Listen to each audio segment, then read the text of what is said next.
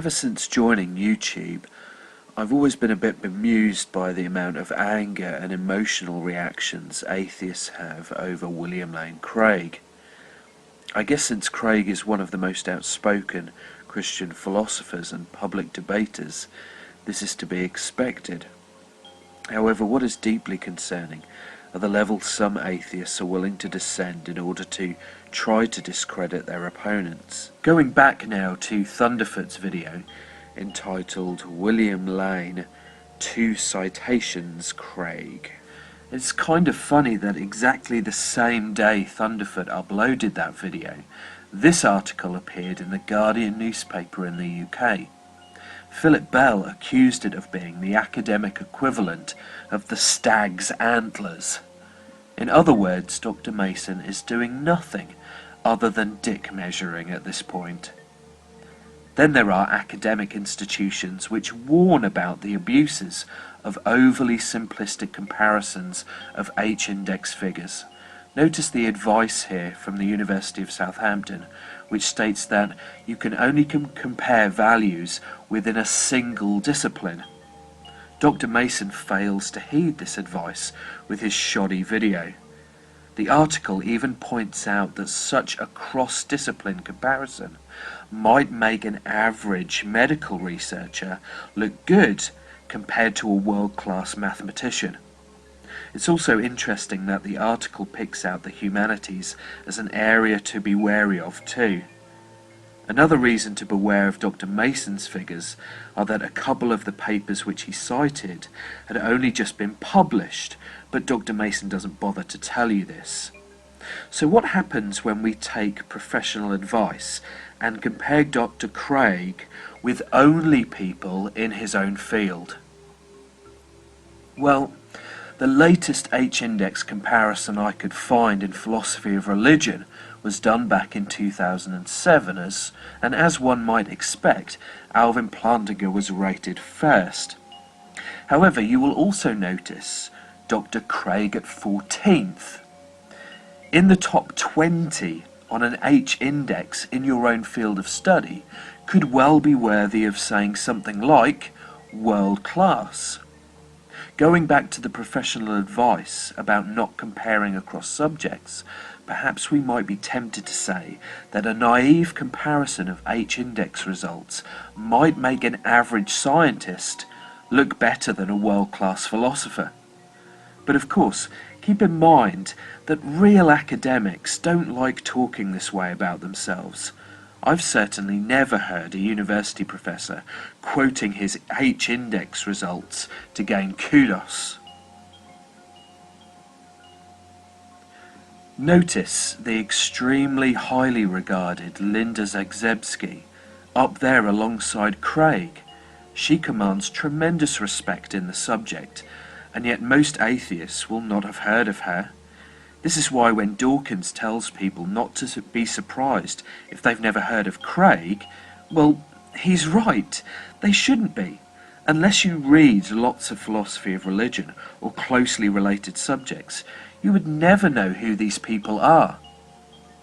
Also notice the atheist philosopher Michael Tooley, also rated 14th alongside Dr. Craig. Is Dr. Mason ready to accuse Michael Tooley of being an academic midget? I for one would love to see that video, but it's not going to be made and we all know why. On that same list, down in 32nd place, is an oft-cited atheist philosopher who again commands the highest respect in the philosophy of religion, Graham Oppy. Well, if Craig is a midget at 14th, is Oppy an intellectual teddy bear compared to Dr. Mason? One more interesting thing to notice is that in a highly regarded lighter blog, there was research done on the most discussed metaphysicians, and alongside names such as Kripke, Carnap, Strawson, Descartes and Maudlin was William Lane Craig. This is interesting because metaphysics is not even Craig's main field. The resounding theme of my research is that you can find lots of YouTube popular level atheists who don't read philosophy criticising Craig. What you won't find is too many people within the philosophy of religion, or within philosophy more broadly, doing such criticisms of Dr. Craig.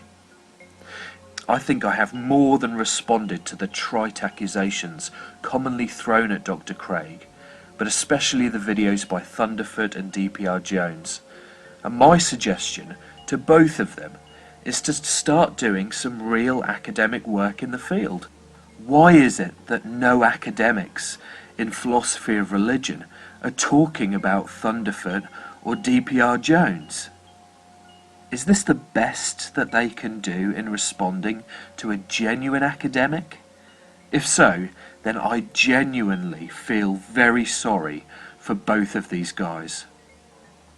Here to conclude are some quotes from real academics about Craig. Well, I've only had the pleasure of meeting Dr. Craig once. We were on a panel together at the Christian Book Expo in Dallas the other day. But it was a large and unwieldy panel, so I didn't get a sense of his form. But I can tell you that my brothers and sisters and co-thinkers in the unbelieving community take him very seriously. He's thought of as a very tough guy, and very rigorous, very scholarly, very formidable. And I say that without reserve. I don't say it because I'm here. Normally I don't get people saying, good luck tonight, kind of thing, and don't let us down, but with him I do.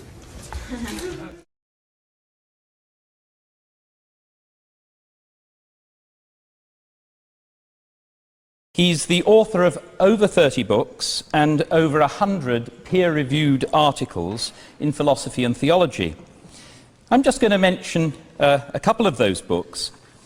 The Cosmological Argument from Plato to Leibniz, that's actually my own copy, dated 1980. I got it when studying the B.Phil here, studying philosophy of religion under Basil Mitchell. And it was clear even then that Bill's book was a new landmark in discussion of the cosmological argument.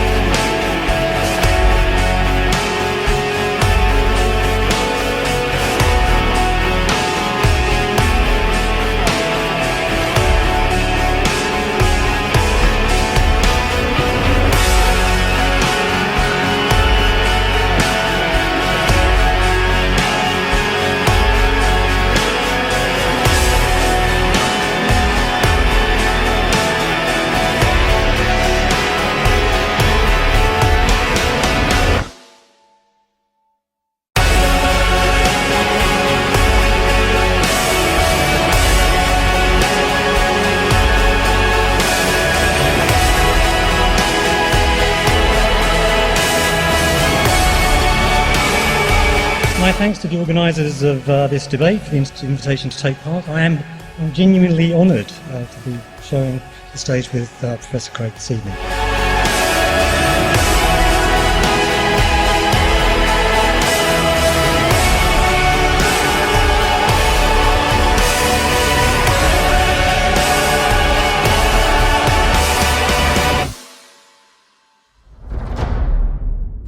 Just very lastly, I'd like to point out, if you look at the Wikipedia article that Thunderf00t himself gave you a little quotation from at the top of the article, if you go down to the bottom of that article, you will find 10 criticisms of the H-index. Two of the most important listed there being that the H-index does not consider the context of citations. So in other words, your citations might be negative ones. They might actually be citations where, you're being pointed out that you have made complete and utter fallacies. So a citation does not necessarily indicate anything about the performance of that academic. The H-index can be manipulated through self-citations as well. This is one huge problem that the H-index has.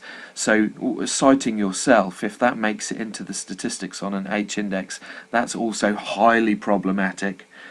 Also, you don't need to be any kind of philosopher of note to notice that if you're really genuinely suggesting that your prowess on an H-index gives you some kind of esteem as an academic, really you are making a very obvious ad populum fallacy, and this is just plainly obvious. So, in summary, Thunderf00t, thank you for playing the game of popularist philosopher once again. We are getting very, very bored with especially atheistic scientists trying to have a go at this genre of thinking. Really, you're gonna need to work on it. I strongly suggest that you find yourself some very basic introductions to how to do philosophy and how to think in other ways other than scientific ways, because as things stand, Thunderf00t, you're embarrassing me. You're a fellow Brit, and frankly I find it embarrassing that you could be this absurd.